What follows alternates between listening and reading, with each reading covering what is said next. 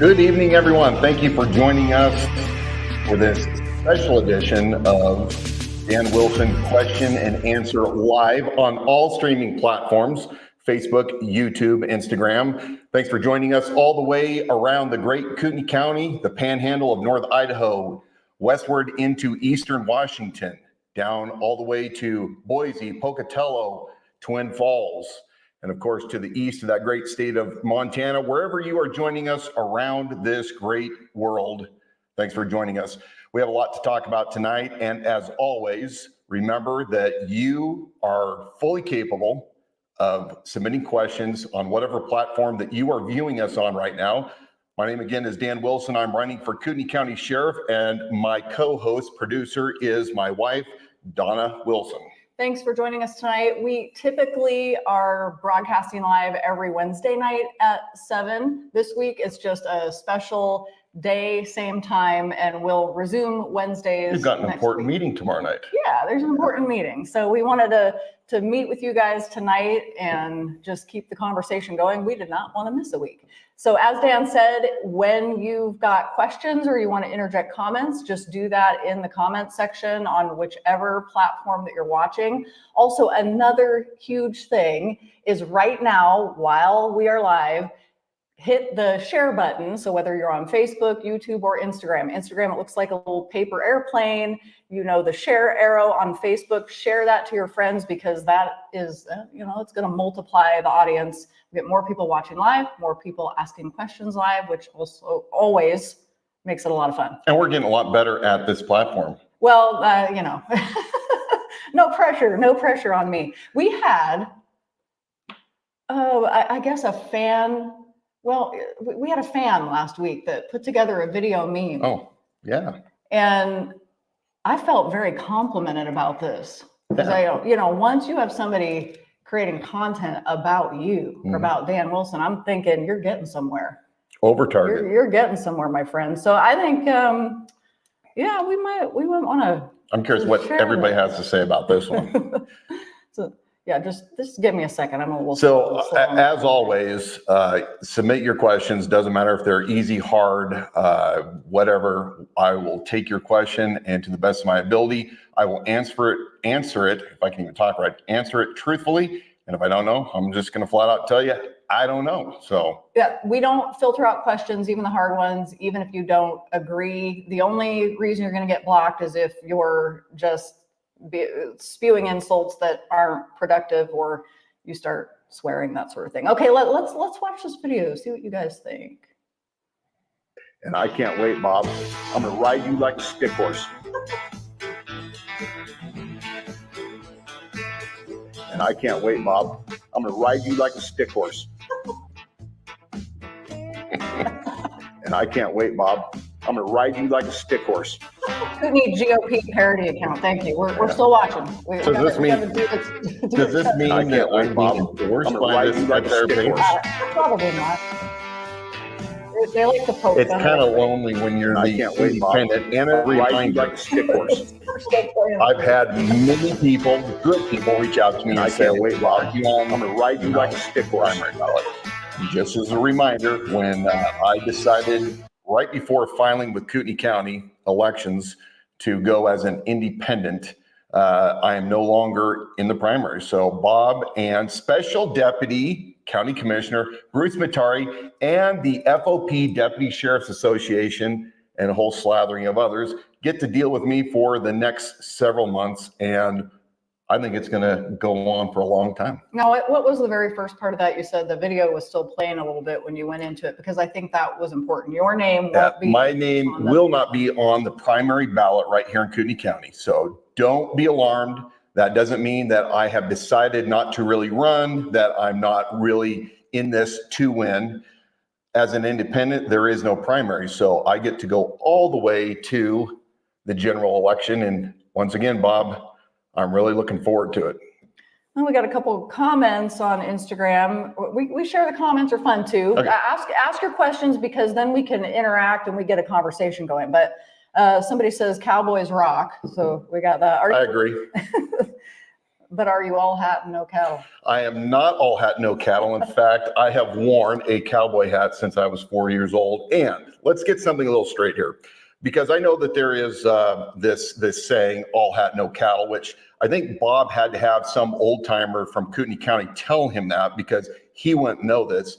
But look, I believe in the cowboy spirit, which embodies the American spirit, really the culmination of everything that happened at the forming of our country. And that's over the vast wilderness, the great mountains, the peaks, the plains, and reached all the way to the Pacific Ocean. It is a spirit of determination and to do the right thing. So, that's a little disclaimer, and I'm not apologetic for it. I have my ex-wife and I owned horses, and I've grown up around livestock. So no, am I a official cowboy? Not by any stretch. However, I did not come all the way from that big county south of Boise, Los Angeles, and decide that I'm going to wear a black cowboy hat and a gigantic buckle and wear a drop leg holster. You mean like all buckle and no balls?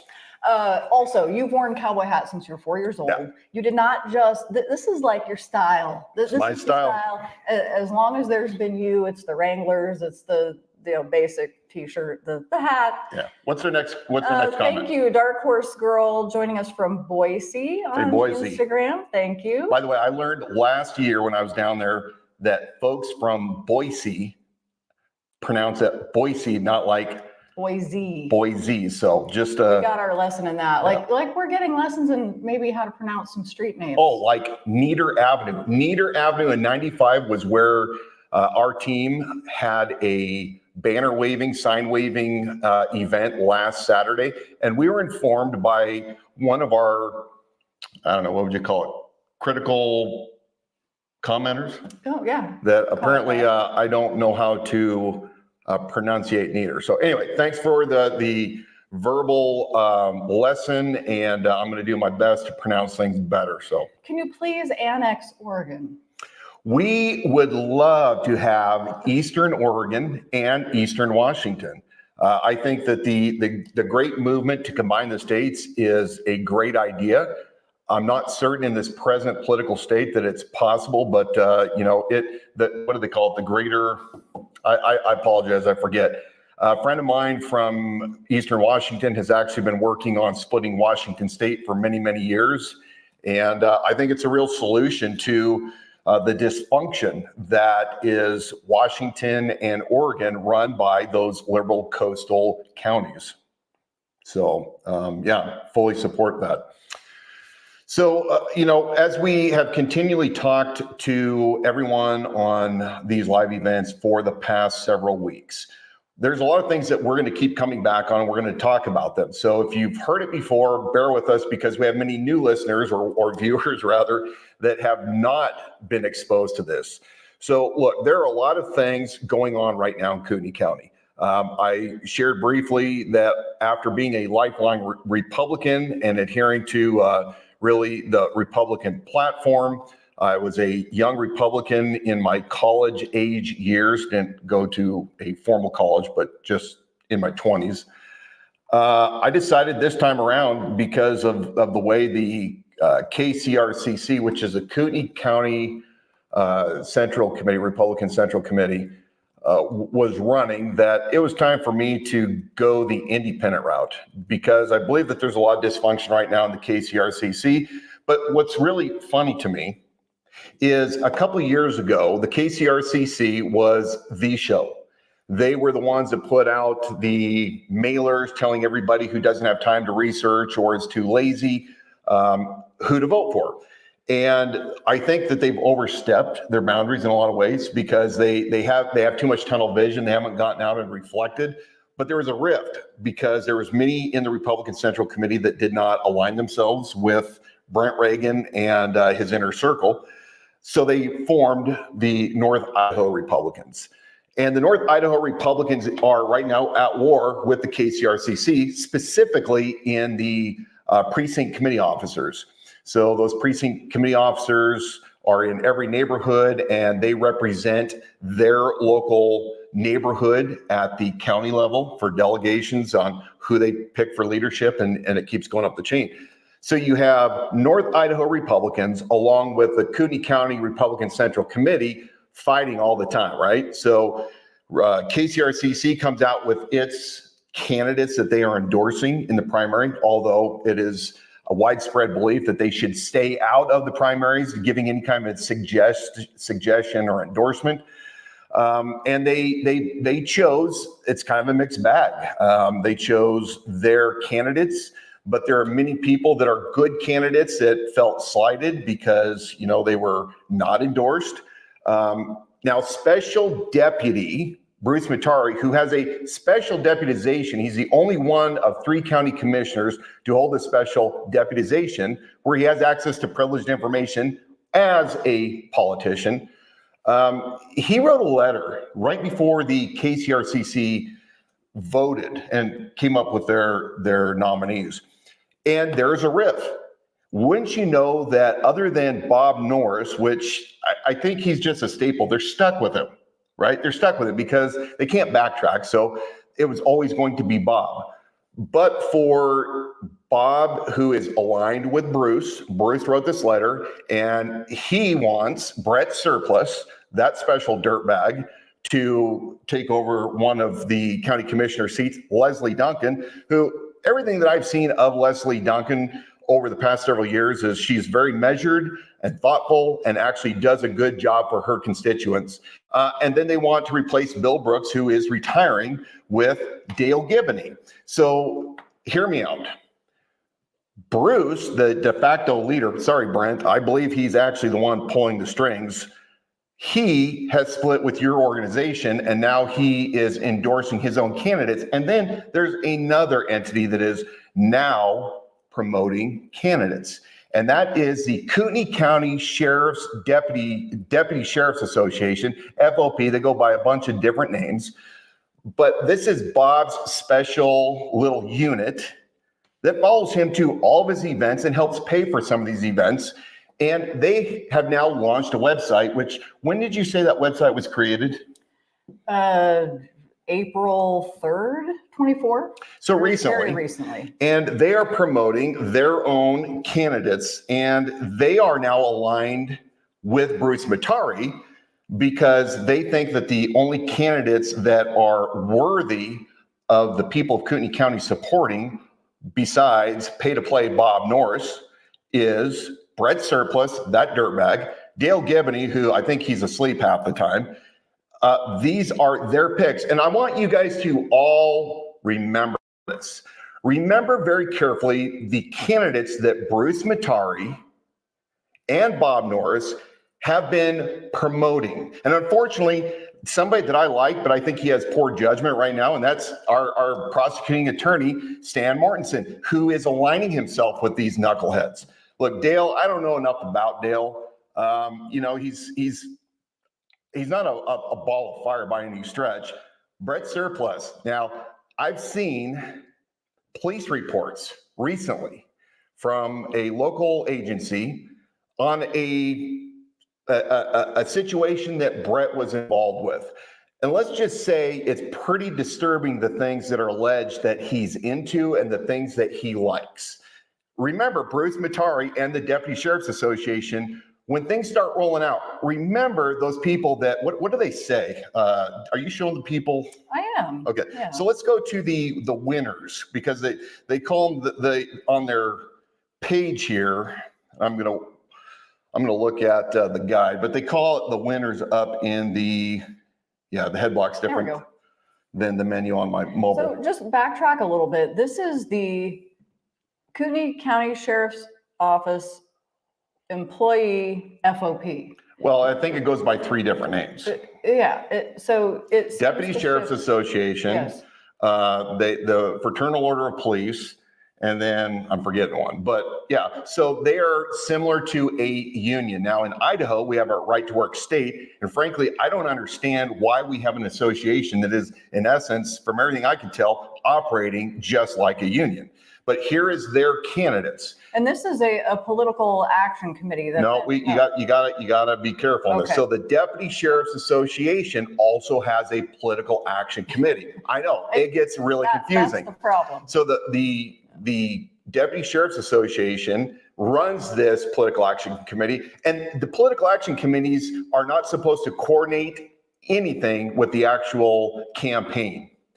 That's illegal donations. In the state of Idaho, candidates can only receive a maximum of $1,000 per individual, per company, per election. Now that includes the primary and the general election. So if you are running in the primary, you can get $1,000 maximum contribution, and then the general election. But the PACs can give an unlimited amount towards campaigning for a candidate on their own. So an example would be this Deputy Sheriff's Association, I believe, donated, and I looked up the Sunshine Reports recently, I believe $5,000 to the campaign. I may have that number off slightly. So you'll have to go to Secretary of State, Idaho.gov and look up the Kootenai County Sheriff's, Deputy Sheriff's Association. But that association has about $26,000, give or take. And they receive some pretty big $10,000 donations because there is no limit on what somebody can donate to a PAC.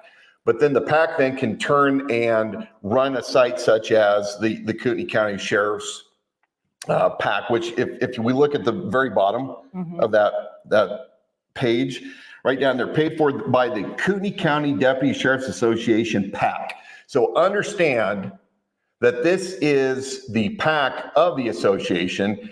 And if you go to the Sunshine Reports, I mean, they're pouring a lot of money. I think it's interesting that it appears that several events that Bob has had, they have paid for. So anyway, we're looking at the people that they want to be their winners. And I would say that those winners, we need to memorialize it, because when the things come out that are going to come out, you own it, Deputy Sheriff's Association. You own the whole deal. And we're going to talk about the individuals and their character, such as Brett Surplus. I mean, Brett Surplus, what has the guy done in his life that actually wasn't a failure? I mean, you say you were retired as a deputy, but you didn't retire with any kind of a pension. And then you went to Kellogg PD. Again, you guys can go and talk with those local agencies to find out what happened.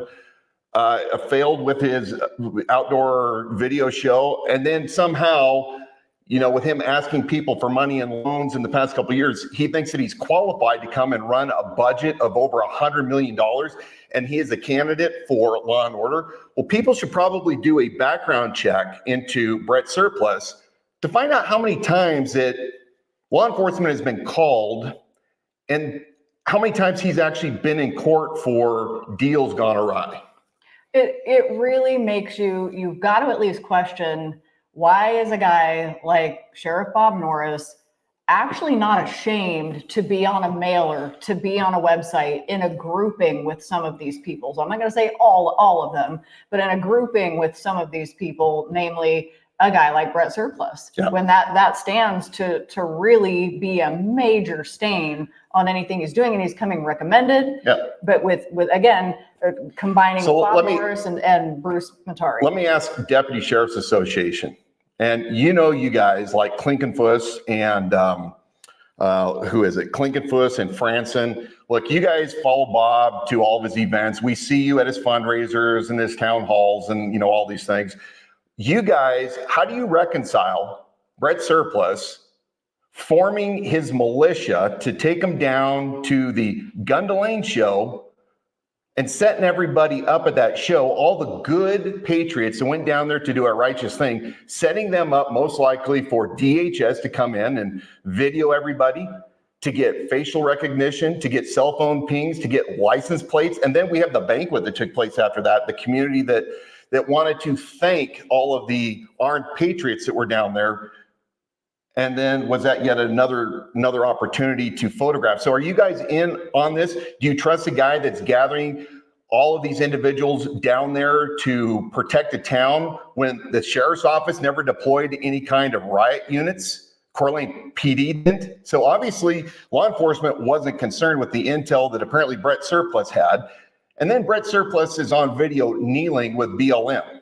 So Deputy Sheriff's Association, you say you vet people. Well, what do you have to say about that? You're supporting a guy that put his knee down with BLM folks? Hey, you own that. Now, we said this earlier. This website was created back just about a month ago. Yes. And once you know that one of their compelling concerns is immigration. Yeah, I can bring that back. I'd love for you to bring that Yeah, I'll up. bring that back up. They devoted a whole tab to it, but why don't you continue telling us about that? We know that as of last fall, Bob Norris, the sheriff, who is supposed to set the standard and the policies for the Kootenai County Sheriff's Office, really was not concerned about illegal immigration. He thinks it might be here, but it's not really affecting us to the negative. And yet when Dan Wilson goes out and begins discussing the fact that we are not prepared in this county for the illegal invasion that is already here, and despite the fact that Bob has many town halls where he articulates his inability and his incompetency to deal with the situation in a proactive way, it takes somebody that was a reserve officer to tell him exactly how we deal with these NGOs. Well, the Deputy Sheriff's Association has to maintain Bob in power because of the tight relationship, the incestuous relationship that I believe that they have. And so what do you know? They are now concerned about illegal immigration, but we heard not a word of it before April.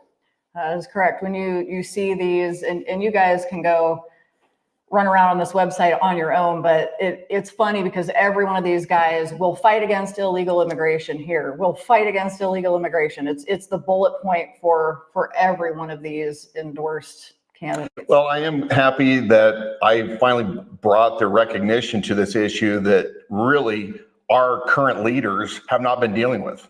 And, you know, Bob, you want to talk about the fact that you told, I think it was a federal agency that at one of your town halls, you were bragging that you said they wanted a couple of your guys for a task force, but you told them you weren't going to give them because the border was not secure.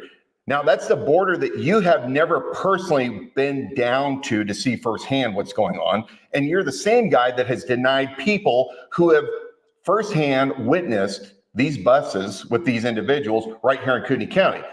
But remember, through all this, Bob, when you weren't concerned about the immigration issue and you told those feds that you weren't going to provide a task force member, well, why weren't you part of the ICE 287G program? I said it, Bob, ICE 287G.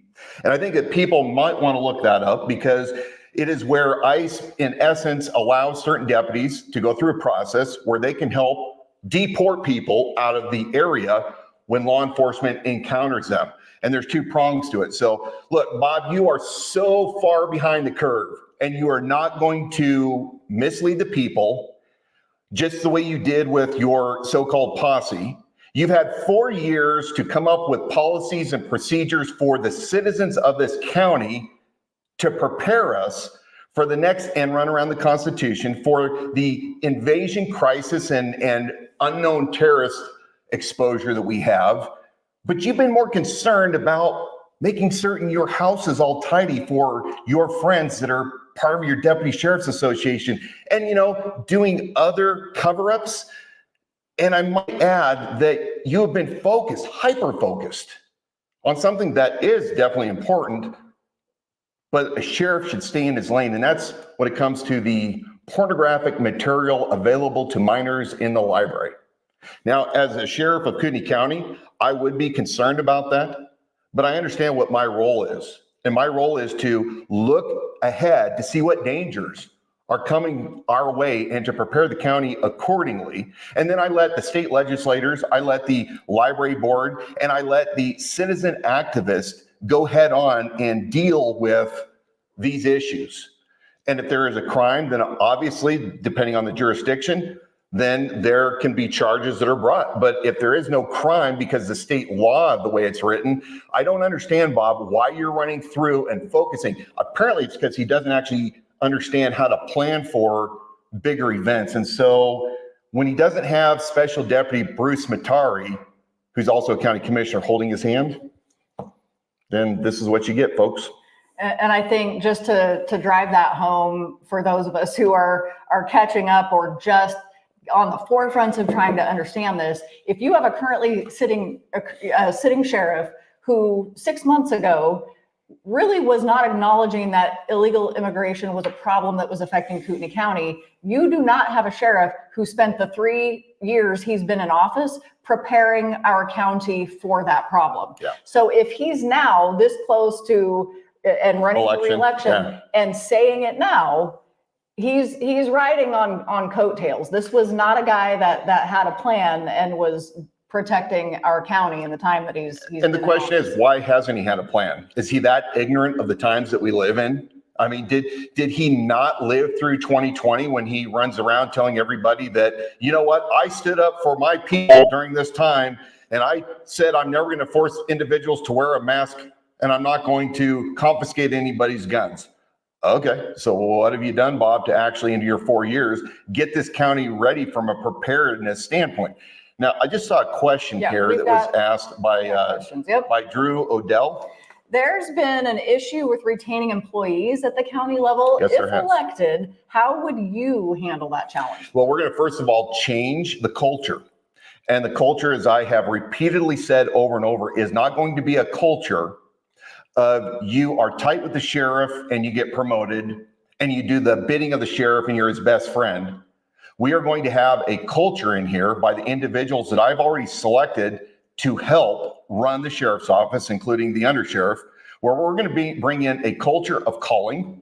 We're going to remind people that we're here for a specific mission.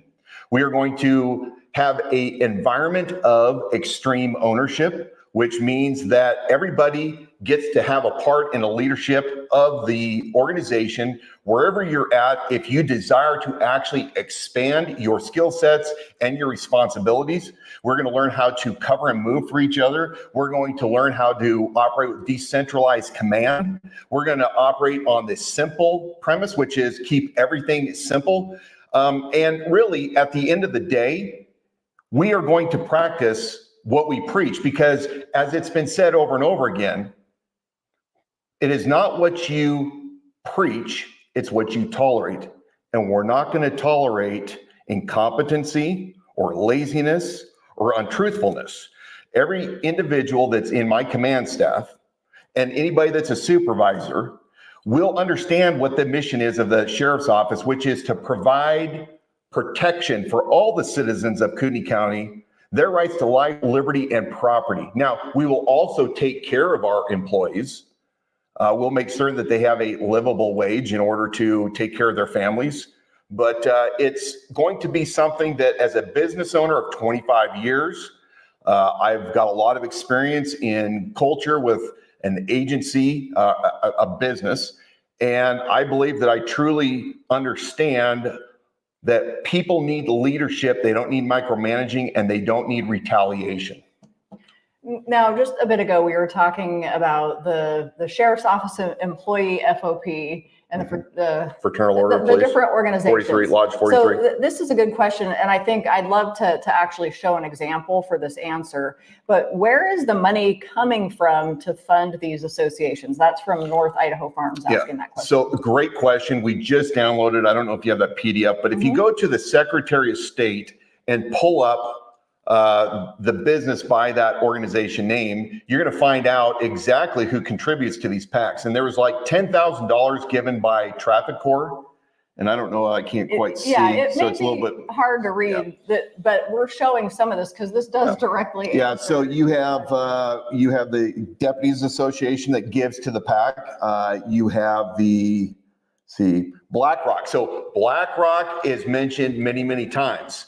Folks, follow the money. We have BlackRock Marine, we have BlackRock LLC, the golf club at BlackRock. Now, remember that a couple years ago, Bob Norris held a special exhibition at BlackRock, which is a gated community for the ultra wealthy that live in Kootenai County.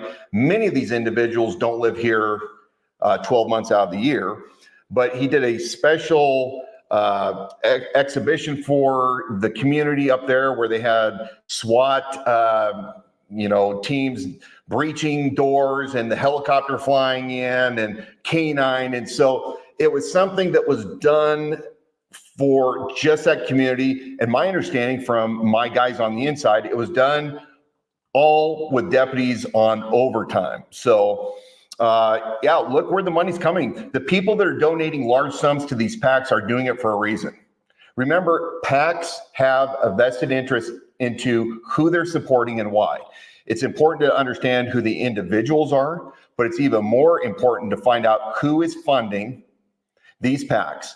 And then furthermore, what is the PAC spending its money on? So you can find all of this on the Secretary of State website, idaho.gov/SOS, and drill down under businesses and then type in the name, Kootenai County Deputy Sheriff's Association.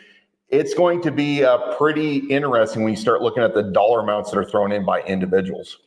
Right before we went to a couple of questions, you had just started talking about Bob Norris going into the libraries, porn in the libraries, not wanting it to be accessible to students. Was he in his lane? Was he doing something good for the community? Or was it a public relations stunt? But what are your thoughts and opinions on that? What are the things you've sat around? I think the timing is suspect, but I'm not in Bob's head, so I can't answer that fully. I think that Bob is always looking to fit in. At the same town hall last September that he announced this issue and that he brought his undercover camera to show all the people in the attendance what he was doing. At that time he was undercover 2020. What is it? Nightline or Dateline or whatever it is. He was one of the people to know. Not really. Well, this is the one where he's wanting to impress people. Yeah. And at the conclusion of everybody clapping, because again, as a Christian, a follower of Jesus Christ, as somebody who has been in law enforcement and sat on many boards such as Life Services and has 5 children, look, I don't want any juvenile, any minor able to access pornographic materials in any form, especially without the consent of the parent. We can argue as far as what constitutes sex ed. I'm not going to get into that. But in this instance, since Terry and Nina are hyper-focused that somehow Dan Wilson is supporting porn in libraries, Bob, when he talked about his disgust, and rightly so, when he was done and the people were clapping, Bob said some very revealing things, because we know that Bob thrives on adulation. Is that the right word? Adulation? Adoration. Adoration. Thanks for being my linguist. Yeah. Look, I can be bold and make bold moves because you are behind me. And that's what he said 2 times. That's what Bob Norris was saying to the audience as he was revealing. I can do bold things like going in and grabbing library books because you are behind me. But so what's the problem? But the problem is that that's not your job, Bob. Yes, make a statement on it. I'm totally against it. In fact, I'll help everybody right now so that when I'm sworn into office, I don't have to repeat it. I'm against children having access to pornographic materials in the library, period. Now, that being said, because Bob doesn't have a vision prior to Dan Wilson running and setting the tone of really the needs globally of what's happening right here in Kootenai County, he just thought that was going to be a feel-good moment. We've met many individuals who are endeared to him because of that. Yes. But they don't understand that that is not as important as it is. It's not the job of the sheriff. I could do CPR on somebody when I was out in the field. If I got a call on patrol and somebody required CPR and I'm there before medics, I can do CPR real quick, but eventually that individual is going to get transferred to medics and hopefully to a hospital where he's resuscitated. You can do certain things as a sheriff, but stick to the things that your job really requires, and not something that makes a bunch of vulnerable mothers in this community feel good because they just don't have the time or understanding really of the importance of the sheriff, who is the chief law enforcement officer of the county elected by the people. I want to continue on this topic for a minute after I ask this question because I don't want to leave it unanswered. We were talking about people making large donations to political action committees who can, then do their thing. Yep. The question is, who are your biggest financial supporters? It has been primarily those people that have known me for quite a while, that have known me and my character, have known what I've stood for, and have signed on to the vision. If you go to the Secretary of State again, type in Dan Wilson, you'll find who all my contributors are. I don't think I have any business contributions. I might have one that just recently came in, but the $500 and $1,000 donations have come from private individuals who have been very involved with being watchdogs here in the community. And so, yeah, I don't think I've really received any business ones. And I donated originally the first $20,000, despite the fact that Brett Surplus and others have alluded to somehow somebody gave me that money to start running on their behalf, and that's just simply not true. Anybody that knows me knows that. You're somehow being controlled. Yeah, being controlled. Well, usually that we call that projection, I believe. Yeah. So I like, back to Norris, going into the libraries, pulling pornographic material, leading the charge, seeming to lead the charge for that. And it has been a feel-good moment for a lot of people in the community. It was good public relations, got him some good press. I really liked what you had to say about that whole event surrounding him, when comparing it to making a risk assessment.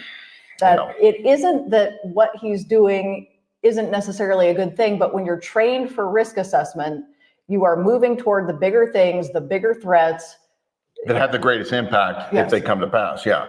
And again, as bad as pornography is that's available to children, I would contend and say that on a scale of importance and severity, as a chief law enforcement officer of the county, it's very, very low. And we let the good citizens deal with this, and the state legislators. I mean, the legislators have been dealing with this as of this last legislative cycle. So again, send all your hate mail to info@theidahosheriff.com. If you somehow still, after like 5 months, don't believe that I'm against porn, but look, your sheriff has to be that stable, strong, steady individual who understands his job, his ultimate job of being the first and last line of defense for the people of his county, and specifically those rights that were articulated in the Bill of Rights, the laws of nature and nature's God, as John Locke talked about it, specifically to secure the rights to life, liberty, and property. So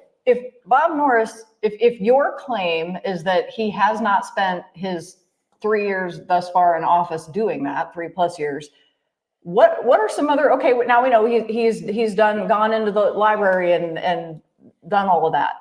What are some other ways? What has he spent his time doing? I mean, he eats a lot of donuts.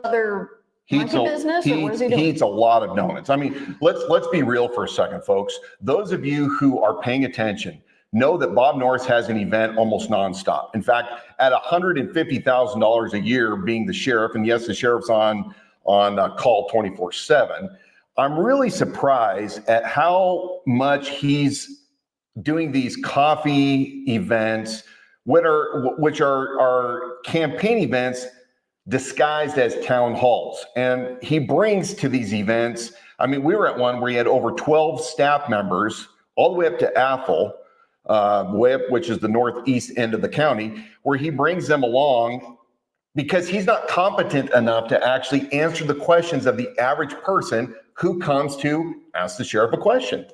I think that's a real problem. So he does that. He goes to a lot of parades. I mean, we see him all over because he says that he's the most accessible sheriff. Well, guess what? One of the reasons he's the most accessible sheriff is because he doesn't really have an agenda to do anything that's preparing the county for the good. I question even his discretion on things that are rolling out right now. And I'm actually going to be pretty curious in the next 2 weeks what we're going to see rolling out. And some of them have already been alluded to. But Bob should probably be a little bit concerned right now. I think those are somewhat anecdotal answers because he is often out doing coffee and donuts with the sheriff. And a lot of his supporters and people who really haven't thought beyond it say, well, that's good because he is the most accessible sheriff that we've had. Well, the problem is, though, he's doing this in the daytime hours where the average guy working can't get off work. Yeah. So it's always it seems to be the retired group, the people that do not have to be punching a 9 to 5 clock. What are some of the other things within the department where he's spent his time and or resources doing like big programs that Like the helicopter project? Yeah, because you had to go there. We're going to talk about the helicopter. Well, because I do want to show where those documents are accessible on the website too, and I can pull them up. So again, we've got this Cooney County Regional Air Support Unit that was formed as a 501c3 nonprofit. A bunch of donors got together, bought a helicopter for this nonprofit. It's supposed to be used by the Cooney County Sheriff's Office free of charge for 2 years. Not even certain if we're in year 2 or 3 right now. But here's the problem. You have a nonprofit whose registered agent is Lieutenant Ellis, who is overseeing this operation. So you have a lieutenant that's a part of the nonprofit that owns a helicopter that's not subject to any FOIA requests. They register that corporation originally to the Cooney County Sheriff's Office, 5500 North Government Way. And then they register the aircraft to the nonprofit, but use the Sheriff's Office address again. So you have all these things going on. You have civil asset forfeiture money. You have Bob and Mark Ellis, Lieutenant Ellis, stating it's not going to cost the county a single dime except for the employees that you have to put on the TAC officers. The Coeur d'Alene tribe gives $200,000 to a nonprofit to help purchase a helicopter. And then lastly, right after they give this $200,000 donation, they are asking the Sheriff's Office through their Coeur d'Alene attorneys, Coeur d'Alene tribe attorneys, they are requesting to take over primary law enforcement for tribal and non-tribal members. That's a big, fast flyby. I'm going to tell you a few things that, again, we need to keep repeating. One is the sheriff does not have the ability or the authority to stop providing law enforcement services to tribal lands. Certainly, if an individual calls for law enforcement and is a tribal member or it's on a tribal property, then it's appropriate for tribal police, which is primarily federal, to respond. But for everybody else that's a taxpayer and a non-tribal member living on tribal lands, that's a big issue.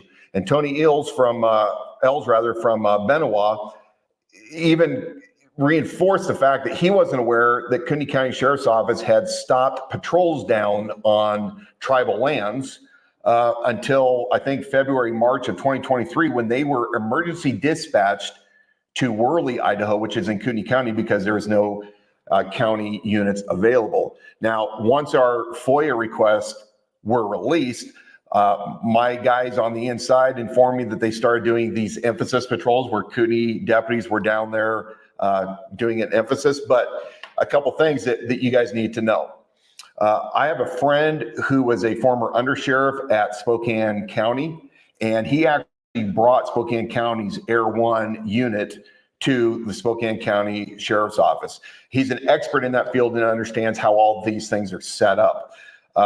We need to know exactly what these individuals are doing on the off hours that they're not operating the helicopter. So if they're not operating the helicopter for official sheriff business, according to my friend, they cannot be using that aircraft to fly around and do whatever they want. So I'm kind of curious, if we look at flight logs and actual flight hours logged, how much they're reporting the use of that helicopter. We were told that helicopter was going to cost the county nothing. So that's where I was going to jump in and say, look, this all gets totally muddied water. It's extremely confusing. That right there should cause concern to the citizens, to the taxpayers. But I mean, in simply put, is this program costing taxpayers money? Well, we were told. I would argue and say it is, because they use civil asset forfeiture money, which again, I'm not a fan of civil asset forfeiture. I'll put that aside though. And I'm going to say that if you are giving $100,000 from the county treasury to equip this helicopter with law enforcement equipment, radios, these are radios that are hooked into the Cooney County Sheriff's Office dispatch and all other units. You have FLIR, forward-looking infrared, night vision capabilities, those are some pretty substantial equipment. And can that equipment be used, or is it being used by individuals flying the helicopter, since the county doesn't own it? We can't get any records. How do we know that these individuals that are the pilots have actually gone through background checks and polys and psychs like all other law enforcement officers? And lastly, my understanding is that they had to take the helicopter, put it on a flatbed. 2 deputies had to accompany it all the way down to California to get the equipment installed. So Bob Norris, again, how are you saying to the people, to the Board of County Commissioners specifically, that this wasn't going to cost anybody a dime? And when you berated and got into it with Chris Filios, that was Bruce Matari, Special Deputy Matari's predecessor, when he said he was not in favor of it because it was going to cost everything, the county, it was going to cost the county a lot. Look, Bob, you call this thing, depending on what website you're talking about, search and rescue helicopter used for law enforcement. It doesn't even have a hoist on it. Now, Spokane County has 2 aircraft. If one goes down, they have another one ready to go. We didn't need this here, Bob. And if you go over the flight logs that they've published on the Cooney County Regional Air Support website, they're doing search and rescue things that they have to end up turning around because of the fog in the train. So, but we've got the website where you can look at all of the documents that I have aggregated together, where you can download them. I even have a 1-page timeline that has all the video links, all the Board of County Commissioner links. You can go look for yourself and tell me whether or not you agree or disagree with my assessment of what's going on. And more it's coming out all the time. So, and I just put that up on the screen so that you can see where this page is on our website. Is Bob Norris' beloved helicopter program surrounded by questionable activity? And Dan put a lot of time into these downloadable documents because we know it's complicated, but it's important. It's hard to articulate. We as taxpayers understand what in reality is going on here. We also did a special podcast episode, and that's at the bottom of this page. Sure. So that's easy to go find later on. So those are some of the things that he wastes his time with. It was not needed. If you talk to prevailing minds, they will all tell you the same thing. This area did not need another helicopter. But they have really nice flight suits. Yeah, they have great flight suits. You guys look really good in the flight suits. I don't know who paid for them. Well, it'd have to be county that has to pay for them. But it's probably out of the uniform allowance. So, I mean, we don't know. Does it cost the county anything or not? Look, there was no reason with as close as Spokane County's Air One and the MOU, the Memorandum of Understanding, and the $10,000 a year that the county paid in order to have access to that helicopter, as well as the 2-Bear Air that has hoist capabilities. Spokane County had hoist capabilities. Bob just wanted, like a choo-choo train, he wanted his own helicopter, and he's got it. And we're going to see how much exposure they have put the county into right now, because from the way it sounds, by individuals that know, we don't have the proper liability insurance for the proper usage of this aircraft. So let's see, a person, let's see, do we have any of these questions here? You're just going to read that. You don't even know where that's going. Well, I want to read it. What's it say? It's going to be embarrassing. D. Allen, we thank you for your comment. Volunteers is a sworn duty, cannot be bought. Yeah. Hopefully that squashes financial rumors about Dan. He cannot be bought. Awesome, brother. Appreciate that. Yep, very true. The truth. Very, very true. I owe no man anything. That leads to a provocative question. Do you think that a guy like Bruce Matari, who is closely associated with our sheriff, Bob Norris, would they intentionally surround themselves with people and recommend them to elected positions because they know those people can be controlled? I absolutely believe that. And, Bruce, you've got a sordid past yourself. You were part of Blue Hippo, which in essence was predatory lending, like predatory payday loan stores online, where you guys were selling computers to people who couldn't get financing at an extended rate. And you came back in and you testified against your business partners. But I think your other businesses are very similar to that same model. And you talk about your 200 employees. I've read that before. come clean. How many of those actually work in Malaysia or some third world call center? Look, anybody that does predatory lending services where you are providing a product for individuals at a highly inflated rate, which again, do I have absolute proof that this is happening? No.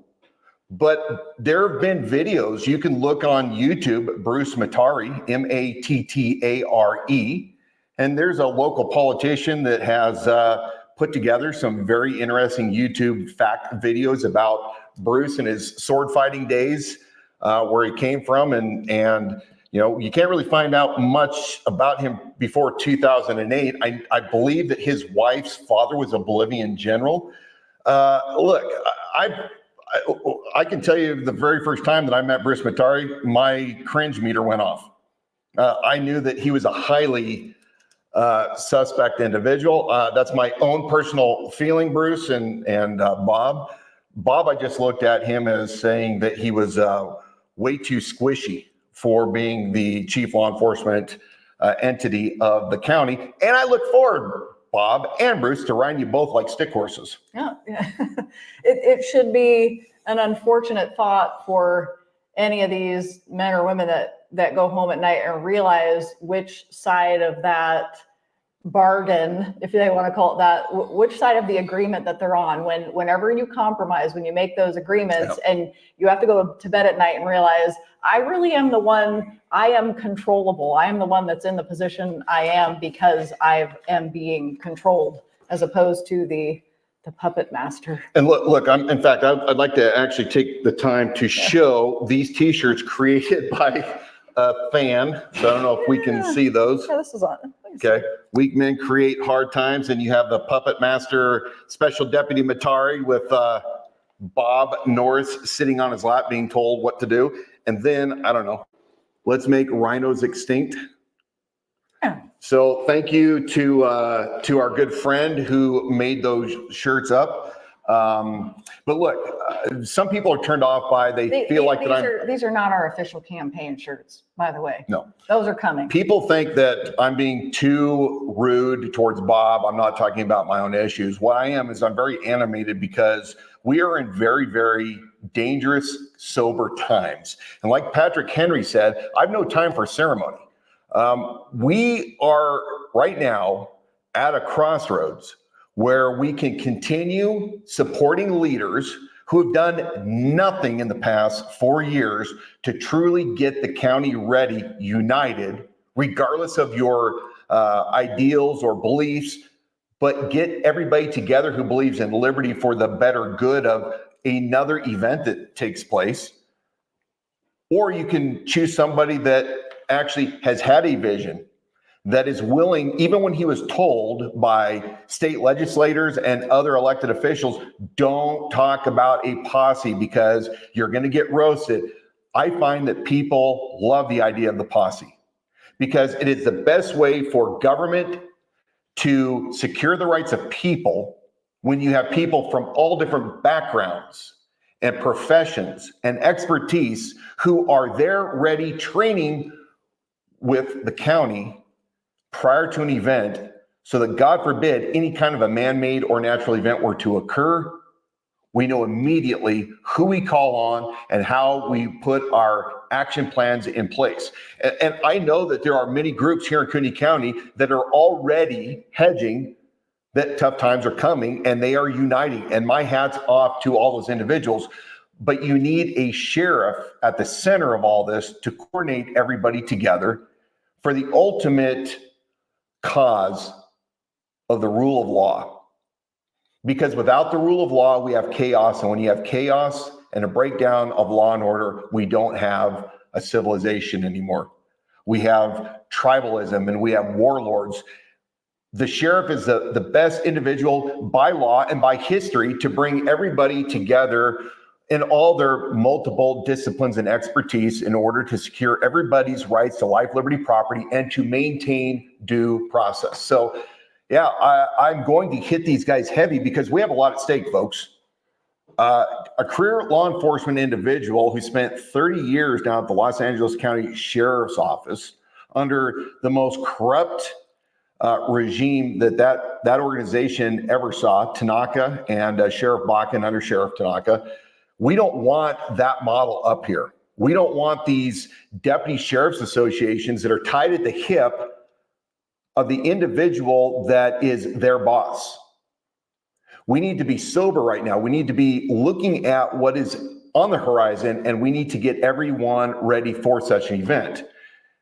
Or you can choose an individual that's more concerned about porn in the library and denying the people in this county who say they have seen illegal immigration up close and in person. I wanted to interject there. We're getting close to about an hour. If anybody has a question, we may be able to hit it right toward the end. You can put that in the comments section.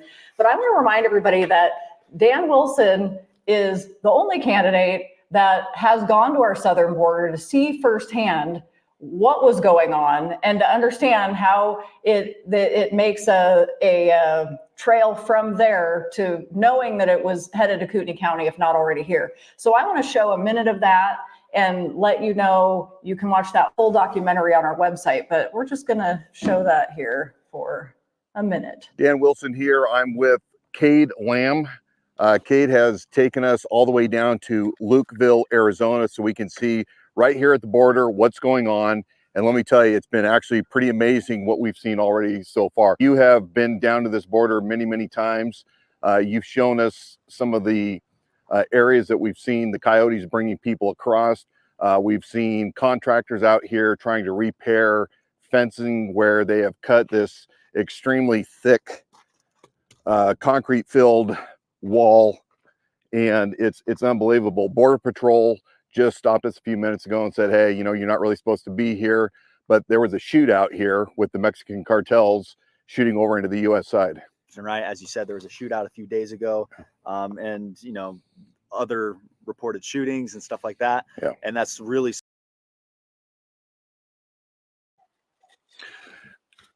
Of course, you can find that full-length video that we compiled back from January on the idahosheriff.com. I'm really pleased with the amount of support that we have experienced these past several months. Despite the Debbie Downers who say that an independent sheriff has zero hope of getting elected, people are tired of the uniparty. They're tired. We can see the infighting going on between the KCRCC, the North Idaho Republicans, and the Deputy Sheriff's Association, who are touting all Republicans. People want leadership by individuals that truly have the most concern for the county and for everyone. I've said it over and over again, and I will continue to say it.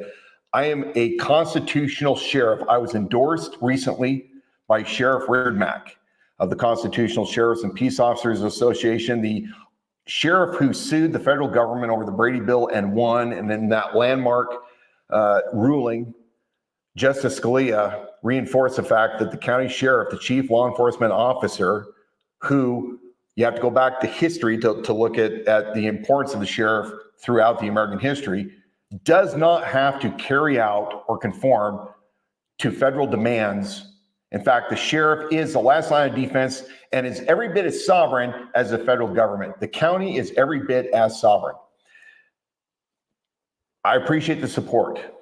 I love the people that see the vision and are standing shoulder to shoulder with me and with Donna and my campaign staff.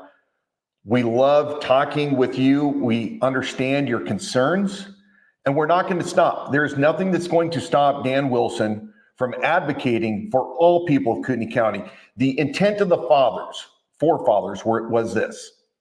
It's so important for everybody to be able to have their rights secured to life, liberty, and property, whether it's to petition the government, worship as you want to, peacefully assemble, all of these things that also are every bit as important as the Second Amendment and the Fourth Amendment. I hear you. I understand your concerns, and we are going to remain victorious in November when all of you people, even if you don't align with me in my worldview, you could be a raging leftist. But understand, Dan Wilson will give you the same equal protection under the law. There will not be any two tiers of justice. I so believe in that precious document, the Bill of Rights, that articulates those limits which the government shall not cross. And this sheriff, Dan Wilson, will be that bulkhead between the people and an unaccountable federal and state government. So as always, I greatly appreciate your time. Thanks for coming on board. Visit my website, theidahosheriff.com, where we have a cornucopia, a plethora, a ton of stuff. I think it's like 10 pounds shoved into a 5-pound bag of great resources for you to come see about me and my background, what my priorities are, lots of media. Also, social media, The Idaho Sheriff on X, Rumble, YouTube, Instagram, Facebook. Drop your questions in the email to info@theidahosheriff.com. We have yard signs, so if you're ready for a yard sign, let us know. We currently have them available for pickup at Westwood Guns in Rathdrum. They're off of Highway 53. And we have them also at the Survival Store in Hayden on Government Way. So if you want them, come get them. We're ordering more. We'll have merchandise shortly. Remember, we did not descend from fearful men. We descended from men and women who were extremely wise and courageous and steadfast and understood the times. They acted accordingly and they dedicated their lives and their fortunes for their sacred honor. It's up to us now in this current generation to do the same thing, to deny ourselves pleasures over the hard work that we must put into place. Stay of good courage. May God bless you. May God bless Cooney County, and may God bless America. Good night, everyone.